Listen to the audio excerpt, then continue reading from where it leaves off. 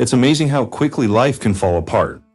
Just months ago, I was Calvin Davis, a successful entrepreneur with everything I ever wanted. My business was thriving, and my marriage to Evelyn felt like a dream. We had it all planned out. A cozy home, children, a future full of laughter and love. Then came the news that shattered everything. I was infertile. I remember the doctor's words as if they were carved into my soul, each syllable chipping away at my dreams. Calvin, the tests have confirmed that you have a very low sperm count. It's highly unlikely that you will be able to father a child naturally, the doctor said, his voice clinical but not unkind. I felt like the ground had opened up beneath me. Evelyn sat beside me, her grip on my hand loosening. Her face was a mask of shock and disbelief. We drove home in silence, each lost in our own thoughts. At home, Evelyn finally broke the silence. "Calvin, this isn't fair to me.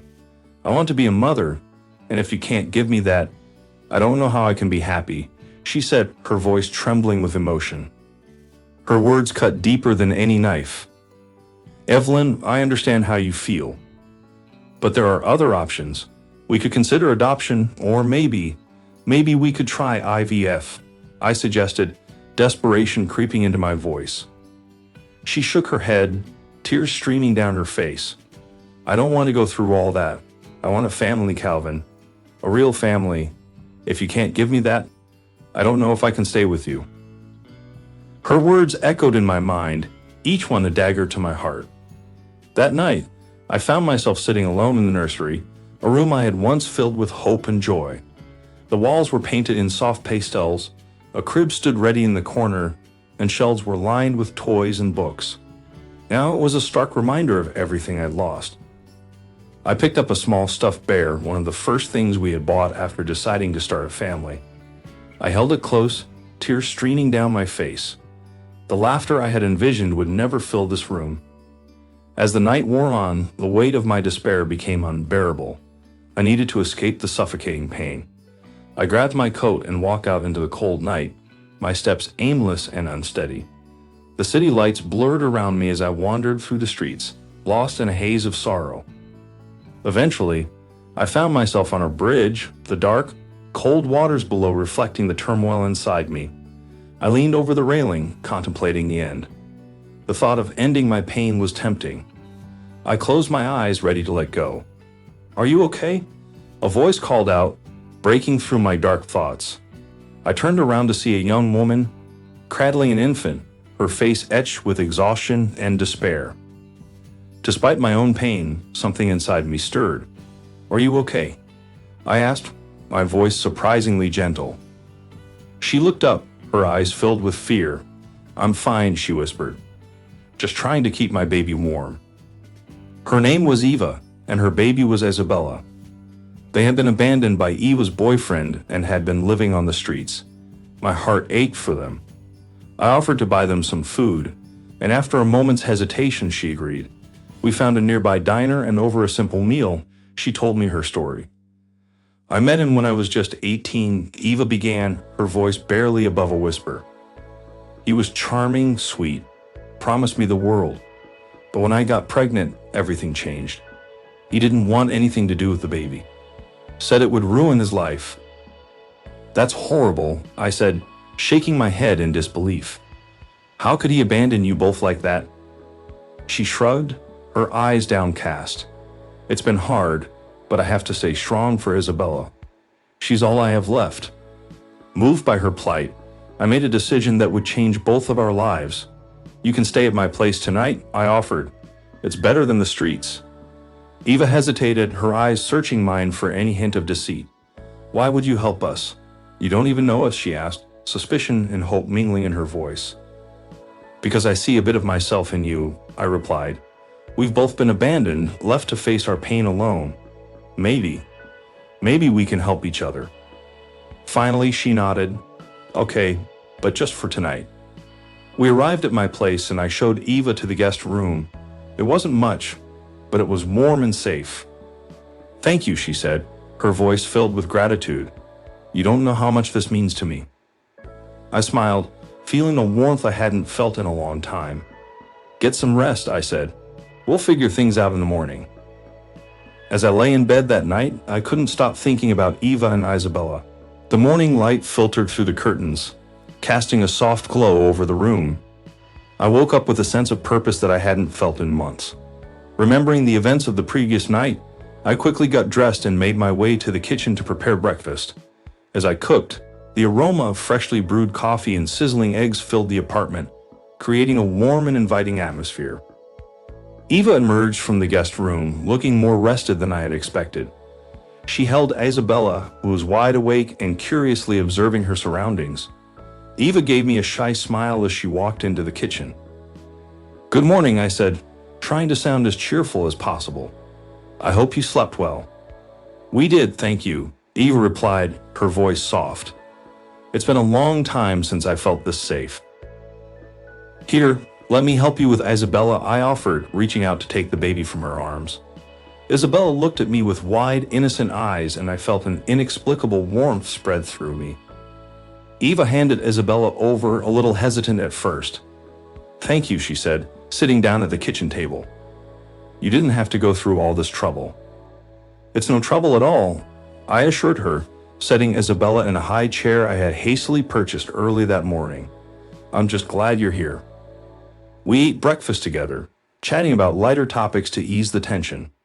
I learned more about Eva's life, her dreams of becoming a teacher, and her love for books. Despite the hardships she had faced, Eva was intelligent, articulate, and determined to provide a better life for Isabella. After breakfast, I decided to show Eva around the apartment. "This is the living room," I said, gesturing to the cozy space filled with comfortable furniture and shelves lined with books. "Feel free to make yourself at home." Eva nodded, her eyes scanning the room appreciatively. "It's really nice here," she said. "Thank you for letting us stay." As the days passed, we settled into a routine. I went to work during the day, but I made sure to come home early to spend time with Eva and Isabella. In the evenings, we would sit together in the living room, talking about our lives and sharing our hopes and dreams. Slowly but surely, a bond began to form between us. One evening after putting Isabella to bed, we sat on the couch, the soft glow of the lamp casting a warm light over the room. Eva looked at me, her eyes filled with a mix of gratitude and uncertainty. "Calvin, I've been meaning to ask you something," she began, her voice hesitant. "Why did you decide to help us? You barely knew us, and yet you offered us a place to stay." I took a deep breath, gathering my thoughts. "Eva, I know what it feels like to be abandoned, to feel like you have nowhere to turn," I explained. "When I saw you and Isabella that night, something inside me just clicked. I wanted to help because I saw a part of myself in you." Eva's eyes softened, and she reached out to touch my hand. "Thank you," she said, her voice choked with emotion. "You've given us a chance when no one else would." I squeezed her hand gently, feeling a connection that went beyond words. "We all need a little help sometimes," I replied, "and honestly, having you and Isabella here has helped me more than you know." Our conversations grew deeper and more personal as time went on. One night, while we were sitting on the couch, Eva opened up about her past in a way she hadn't before. "I grew up in an orphanage," she said, her voice trembling slightly. "I always dreamed of having a family of my own, but it felt like it was always just out of reach. When I met Isabella's father, I thought my dreams had finally come true. But then he left, and everything fell apart." I listened intently, my heart aching for her. "You deserve so much better, Eva," I said, my voice filled with conviction. "You're strong and resilient, and Isabella is lucky to have you as her mother." Eva smiled, her eyes brimming with tears. "Thank you, Calvin. I'm trying my best." "And you're doing an amazing job," I assured her. "We'll get through this together, I promise." Over time, the trust between us grew stronger. Eva began to open up more, sharing her fears and dreams with me. I did the same, telling her about my struggles with infertility and the pain of losing my marriage. Each shared story brought us closer, and our bond deepened. One afternoon, while I was at work, I received a text message from Eva. It was a photo of Isabella playing with a toy I had bought her, a big smile on her face. The message read, "Thank you for everything, Calvin. We're so grateful to have you in our lives." I couldn't help but smile, a sense of warmth and fulfillment washing over me. I replied, "I'm grateful to have you both in my life too. See you soon." That evening when I returned home, I found Eva and Isabella in the living room playing together. Eva looked up and smiled as I walked in. "Welcome home," she said, her voice filled with warmth. "It's good to be home," I replied, feeling a sense of belonging that I hadn't felt in a long time. As we settled into the evening routine, I realized that Eva and Isabella had become an integral part of my life. The pain and despair that once consumed me were slowly being replaced by hope and joy.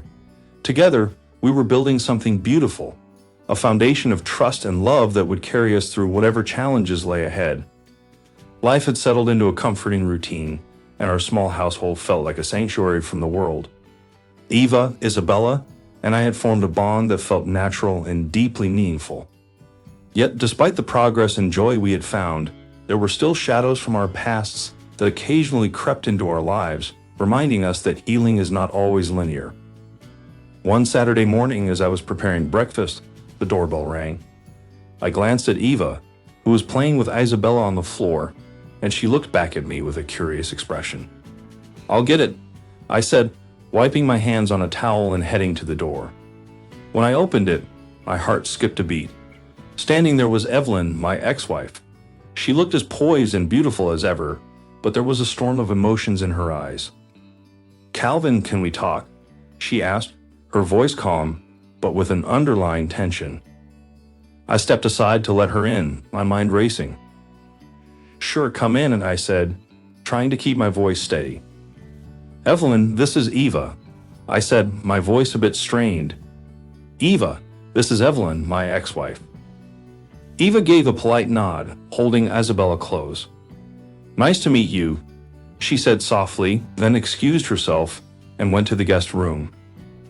Evelyn watched her go, a hint of curiosity and confusion in her eyes. We sat down in the living room, and I tried to compose myself. "What brings you here, Evelyn?" She sighed, looking around the apartment before finally meeting my gaze. "I heard about your new situation," she said, her tone neutral. I needed to see it for myself. I felt a surge of defensiveness. "Evelyn, if you're here to criticize—" "No, Calvin," she interrupted, raising a hand. "I'm not here to criticize. I needed to understand. We shared a life together, and it ended so abruptly. Seeing you move on so quickly, it's been hard to process." I took a deep breath, trying to find the right words. "Evelyn, when you left, I was shattered. I didn't know how to cope. Meeting Eva and Isabella, it wasn't something I planned. It just happened. They needed help, and in helping them, I found a part of myself again." Evelyn looked down, her expression softening. "I never wanted to hurt you, Calvin. I was just so lost in my own pain. Seeing you now, it's clear that you found something meaningful." I nodded, feeling a mixture of relief and lingering sadness. "I have. Eva and Isabella have brought light back into my life." Evelyn sighed deeply, her eyes reflecting regret. "I'm glad you found happiness, Calvin. Truly, I just wish things had been different for us." "It's in the past now, Evelyn," I said gently. "We both made our choices. I hope you can find your own happiness too." She gave a small, bittersweet smile. "Thank you, Calvin. I wish you all the best." With that, she stood up, and I walked her to the door. As she left, a weight seemed to lift from my shoulders. I knew this encounter was a necessary step in moving forward. Later that evening, Eva and I sat on the couch, the tension from earlier still lingering slightly in the air. "Are you okay?" she asked, her eyes filled with concern. I nodded, taking her hand in mine. "Yeah, I am. It was just something that needed to happen. Evelyn and I had a lot of unresolved issues, and facing her today helped me realize how much I've grown. How much we've grown." Eva squeezed my hand gently. "I'm glad you're okay. I was worried about you." "Thank you," I said, my voice filled with gratitude. "I'm sorry if it made you uncomfortable." She shook her head. "No, it's part of our journey. We all have pasts we need to face. I'm just glad we're facing them together." I smiled, feeling a deep sense of connection and understanding between us. "Me too," I said, leaning in to kiss her gently. "We're building something beautiful, and nothing from the past can take that away." As we held each other, I felt a sense of closure and a newfound determination to embrace the future. The encounter with Evelyn had been a necessary confrontation with my past, but it only solidified my commitment to the life I was building with Eva and Isabella. The air was filled with the scent of fresh flowers and the sound of joyful laughter. Today was a day of celebration, a day that marked the beginning of a new chapter in our lives. Eva and I were getting married, and I could hardly contain my excitement as I stood at the altar, waiting for her to walk down the aisle. The small chapel was beautifully decorated with white roses and soft, glowing candles. Our closest friends and family filled the pews, their faces beaming with happiness. In the front row, Isabella sat in her little flower girl dress, her eyes wide with curiosity and wonder. As the music started, everyone turned to look at the entrance.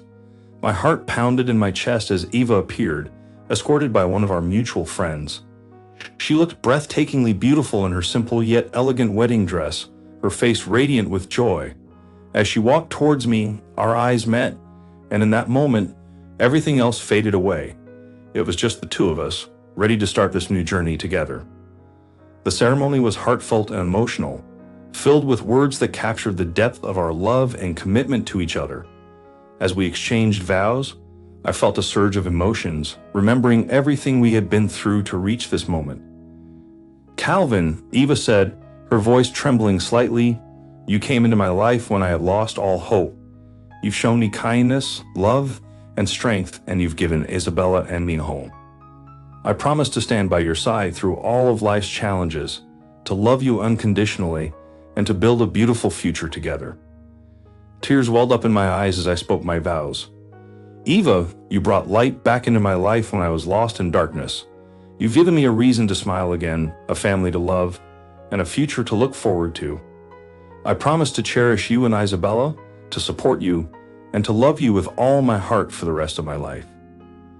As we exchanged rings and sealed our vows with a kiss, the chapel erupted in applause. We walked down the aisle, hand in hand, ready to embark on this new beginning together. The reception was held in a charming garden, with twinkling fairy lights and tables adorned with beautiful floral arrangements. Laughter and music filled the air as our guests celebrated with us. I couldn't help but feel overwhelmed with gratitude and happiness. Later that evening, as the sun began to set, Eva and I found a quiet moment to ourselves. We stood under a tree, watching Isabella play with the other children, her laughter ringing out like the sweetest melody. "Can you believe we're here?" Eva asked, leaning her head on my shoulder. I wrapped my arm around her, pulling her close.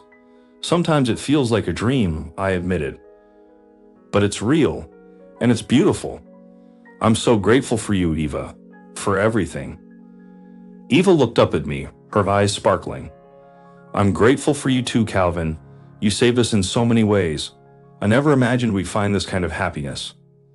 "We've come a long way," I said, smiling, "and I'm excited for what the future holds." Eva nodded, her expression turning thoughtful. "I've been thinking. I want to pursue my dream of becoming a teacher. I want to make a difference, just like you've made a difference in our lives." I felt a swell of pride and admiration. "I think that's a wonderful idea, Eva. You'll be an amazing teacher." She smiled, her determination shining through.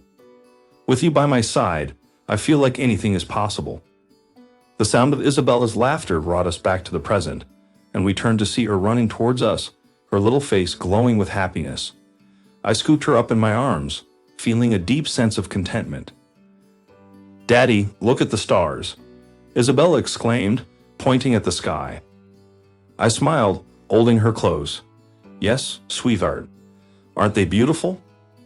Eva leaned in, wrapping her arms around us both. "Just like our family," she said softly.